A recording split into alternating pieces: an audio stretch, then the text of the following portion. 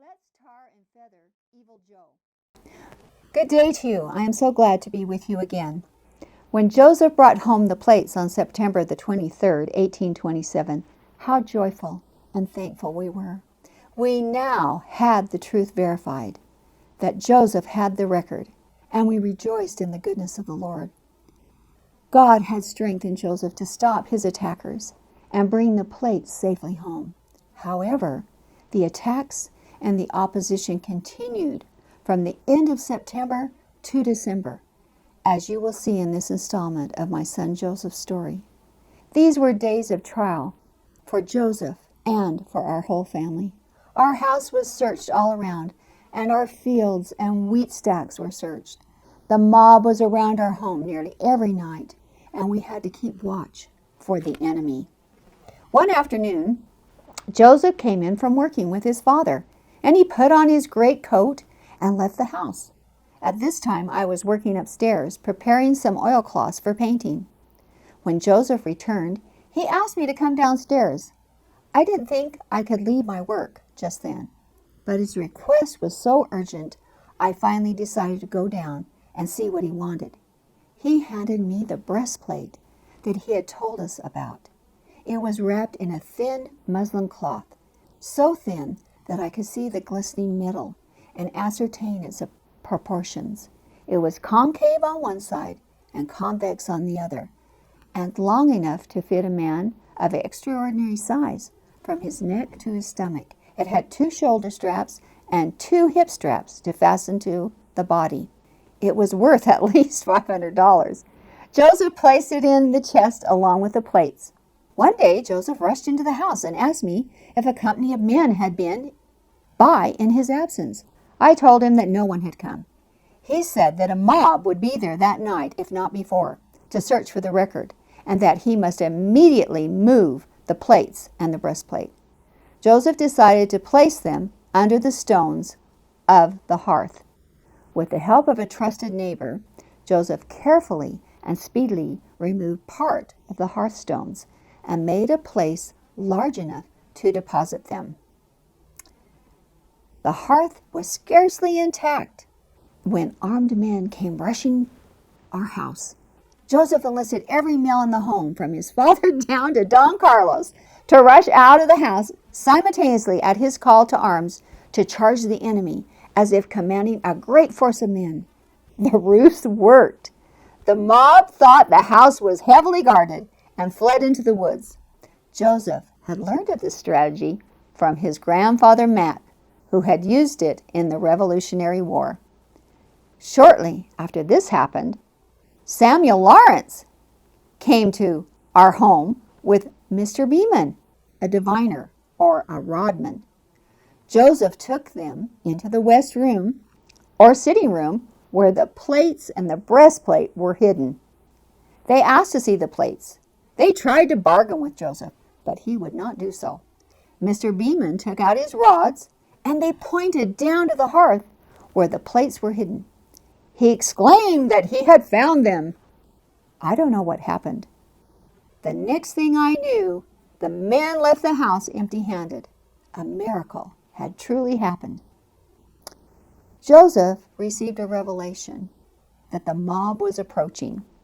He removed the record and the breastplate from underneath the hearth, and he buried them in their box beneath the floor of our cooper shop.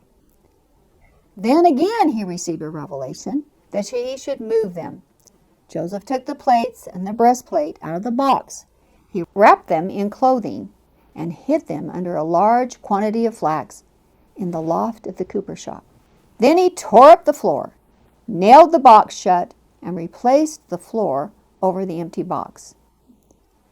Willard Chase's sister, Sally Chase, used a green glass or stone to see where Joseph had hidden the plates underneath the cooper shop floor. So the mob came to the cooper shop at night. They took up the floor. They split the box into pieces, but they never found the plates. They never found the plates or the breastplate that were hidden above their heads in the loft in the flax. The mob got No satisfaction. One night, Joseph brought the plates from their hiding place to work on the translation and was followed to the door of our home by some men who were determined to get Joe Smith's gold plates. Catherine, watching for her brother's safety and hearing the commotion outside, flew to the door and threw it open just as Joseph came rushing up, panting for breath. He thrust a bundle into her arms and, in a whisper, said, "Take these quickly and hide them." Then he disappeared into the darkness. Closing the door, Catherine hurriedly ran to the bedroom where she and Sophronia slept. Sophronia threw back the covers, and Catherine put the bundle on the bed quickly, replacing the bedding. Both girls jumped into the bed with the plates and pretended to be asleep. The men couldn't find Joseph outside, so they returned to the house and went inside. But they didn't disturb the girls, as they thought they were asleep. Due to this persecution, Joseph could not get to the work of translating the plates. He needed uninterrupted time to examine the plates and learn by faith how to use the Urim and Thummim in order to interpret the ancient Reformed Egyptian language. He was anxious to begin this work, and it was revealed to him that he was to make a copy of the characters containing the Reformed Egyptian alphabet and have these characters taken to learned men or professors of ancient languages to ask them for a translation and a verification of their authenticity. Joseph had been instructed by Moroni to look into the Urim and Thummim to see who the Lord wanted to help him in translating and publishing the plates to the world. Joseph looked in the Urim and Thummim and saw that it was Martin Harris. Martin was a well-to-do farmer who lived in Palmyra and a friend of the family. My husband had spoken to Martin about the plates 3 years earlier in 1824. Our boys had dug a well for Martin, and Joseph had worked for Martin, working side by side with him on his farm. He knew of Joseph's gift as a seer. While working together, Martin dropped a pin among shavings and straw and asked Joseph to take his seer stone from his pocket to find the pin. Joseph was accommodating, and through the use of his seer stone, Joseph was able to locate Martin's pin. On October the 6th, Joseph wanted me to go to Palmyra that afternoon to ask Martin to come and visit him. This was a difficult task for me because Martin's wife was a very peculiar woman. She was hard of hearing, often jealous, suspicious, and easily provoked. She thought others were keeping secrets from her. I asked Joseph if I could be straightforward with Lucy Harris and tell her about the plates and why Joseph wanted to talk to her husband. Joseph agreed to this plan. At the Harris home, I talked to Mrs. Harris first. I told her about the plates and their need for translation. She offered money, which I declined. However, she insisted that she wanted to be a part of the business of having the plates translated. I told her that Joseph could take care of his own affairs. She again offered $200, which she said she could easily spare for such a venture. Again, I declined. Mrs. Harris finally led me to Martin. When I told him that Joseph wanted to see him, he said he would come in a few days. But Mrs. Harris said she would be at our home the following Tuesday and she would stay overnight. Her way was to be superior or appear better than her husband. And Mrs. Harris kept her promise. On the next Tuesday, she brought her daughter and she stayed overnight. She was very displeased that Joseph wouldn't let her see the plates, but she and her daughter hefted the chest that contained them. Before leaving the next morning, Joseph accepted Mrs. Harris's loan of $28 to appease her, even though he preferred to work with her husband, Martin. The day that Martin stopped by, Joseph was out of the house working, so he questioned the rest of the family that were home about the plates. When Joseph returned home, Martin took Joseph by the arm and asked him for more details. Joseph told him about the angel Moroni's instructions to translate the plates and publish what was on them. Martin said, "If it's the devil's work, I will have nothing to do with it. But if it is the Lord's work, I want to help you proclaim it to the world. Joseph let Martin heft the plates in their lockbox. Martin could tell that the box was heavy and something was heavy in the box, but he wasn't certain it was the gold plates. Martin told Joseph that he must not blame him for not taking his word. However, when Martin got home after midnight before retiring, he prayed to know if the work Joseph was doing was of God. And if it was, he promised to give all that he had. A still, small voice spoke to his soul, and he knew that the plates were from God, and that he had to help Joseph share this message with the world. Joseph decided that he had to leave Palmyra to preserve the plates and his own life, and for the translation of the plates to take place. Emma was pregnant and wanted to give birth near her family. Joseph wrote to Alva Hale, Emma's brother, and Alva came from Harmony, Pennsylvania, to help Joseph and Emma move to where Emma's parents lived.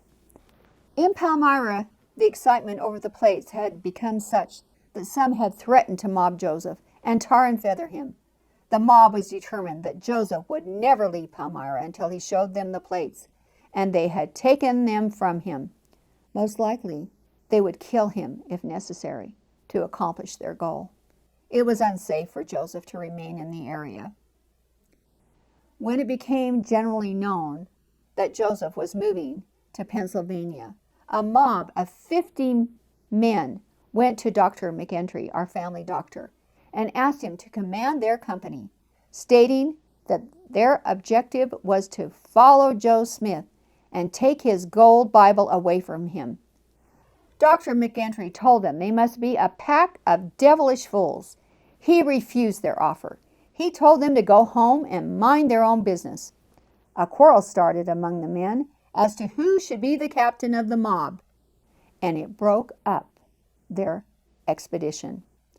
Martin Harris advised Joseph to pay all his debts before leaving, and he gave him $50 to pay for his journey and to do the Lord's work.